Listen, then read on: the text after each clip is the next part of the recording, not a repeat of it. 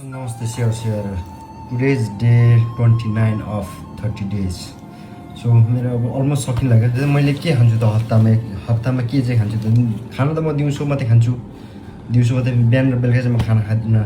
त्यही भएर के देख्नु हेर्नु त मैले आज मार्केटबाट के ल्याएको छु त।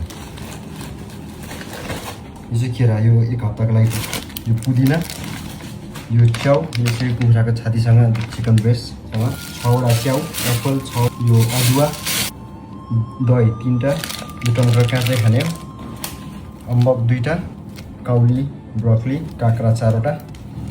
अब यो काँक्रा केराहरू चाहिँ एकैचोटि सबै खाने एक दिन एउटा हो। अब एक दिन एउटा काँक्रा 2 कोसा केरा अनि अलिकति अब ओखर हुन्छ अनि फेरि टमाटर 2टा अन्डा अनि अलिकति मासु बेलुका चाहिँ यसरी खाने हो। यो चाहिँ हरियो चना यहाँ छ ओखर मुला त्यसपछि छ टाउफु अनि चिकन ब्रेस्ट चाहिँ अघि बिहानै लिएको छ त्यहाँ राखेको छ चिकन ब्रेस्ट चाहिँ।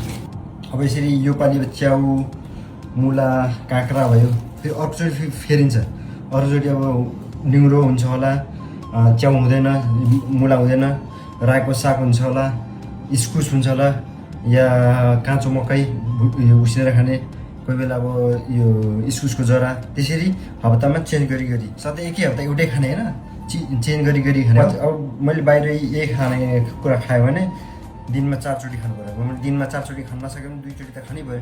2 चोटि खाँदाखेरि यसको ट्रिपल पैसा जान्छ। त्यही भएर यसरी घरमा खाँदा यो सस्तो पनि भयो सफा पनि भयो अलिक तागतिलो पोसिलो पनि भयो। र डे 29 को भिडियो चाहिँ अन्त्य गर्नु पऱ्यो र see you next time bye by.